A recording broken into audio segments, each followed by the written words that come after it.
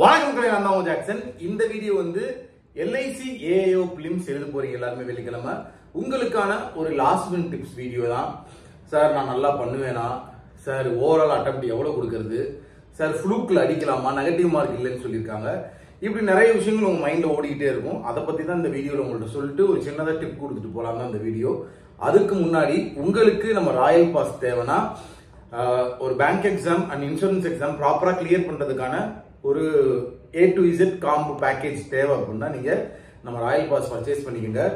50% offer போட்டிருக்கோம். So மறக்காம டிஸ்கிரிப்ஷன்ல உள்ள லிங்கை கிளிக் பண்ணி CWJ50 அப்படின்ற கூப்பன் கோட் யூஸ் பண்ணீங்கன்னா உங்களுக்கு 50% ஆஃபர் கிடைக்கும்.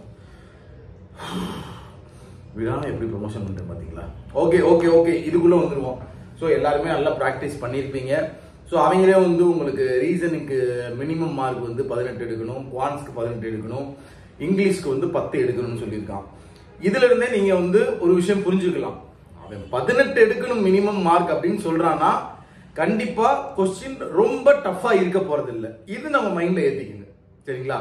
ரீசனிங்ல 18ஆவது நீங்க மினிமம் எடுக்கணும்னா கொஸ்டின் ஓரளவு ஆவரேஜா இருக்கும், அப்படி இல்லாட்டி ஈஸி லெவல்ல இருக்கும், சரிங்களா?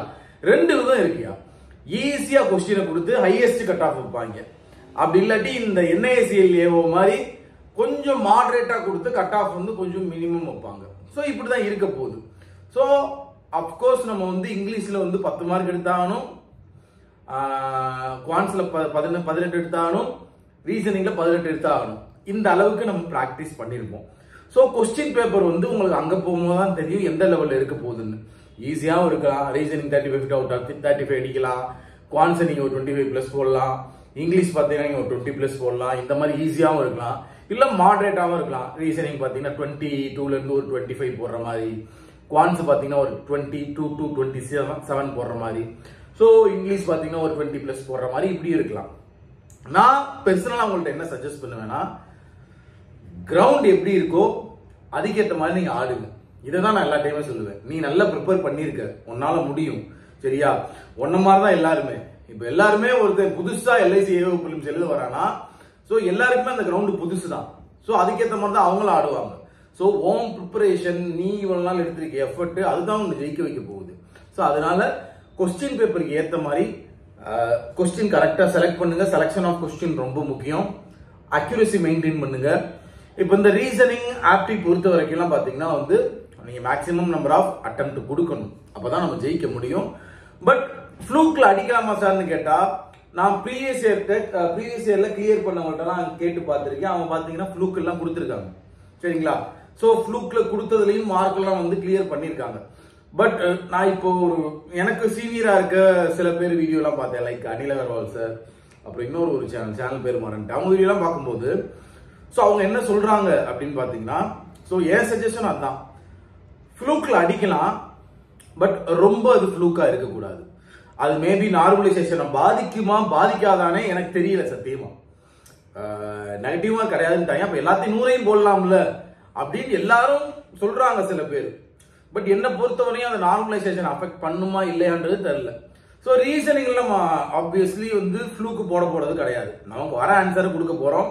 அந்த டைமுக்குள்ள கண்டிப்பா எல்லாத்தையும் சால்வ் பண்றோம்னா சால்வ் பண்ணி முடிக்க போறோம். கடைசி இப்போ 1 நிமிஷம் டைம் இருக்கு, ஒரு 2 நிமிஷம் டைம் இருக்குன்னா அதுல ஏதாவது மேபி நீங்க இதுவா அதுவா அப்படின்னு இருக்கிறதுல ஃப்ளூக் போடலாம். ஃபுல் ஃப்ளூக் போடுறது எனக்கு வந்து அது தெரியல மக்களே, நான் ஓப்பனா சொல்லிடுறேன். பட் நான் ஓவராலா நிறைய சேனல் ப்ரீவியஸ் எல்லாம் டிஸ்கஸ் பண்ண வரைக்கும் ஃப்ளூக் எல்லாம் போட்டிருக்காங்க நிறைய பேர். இங்கிலீஷ்லாம் பாத்தீங்கன்னா ஒரு 20 தெரியுது, ஒரு 10 ஃப்ளூக்ல போட்டு வராங்க. நெகட்டிவ் மார்க் தான் இல்ல அது ஏதாவது கரெக்டாக மார்க் வந்திருக்கான்னு வந்திருந்திருக்கு, சரிங்களா?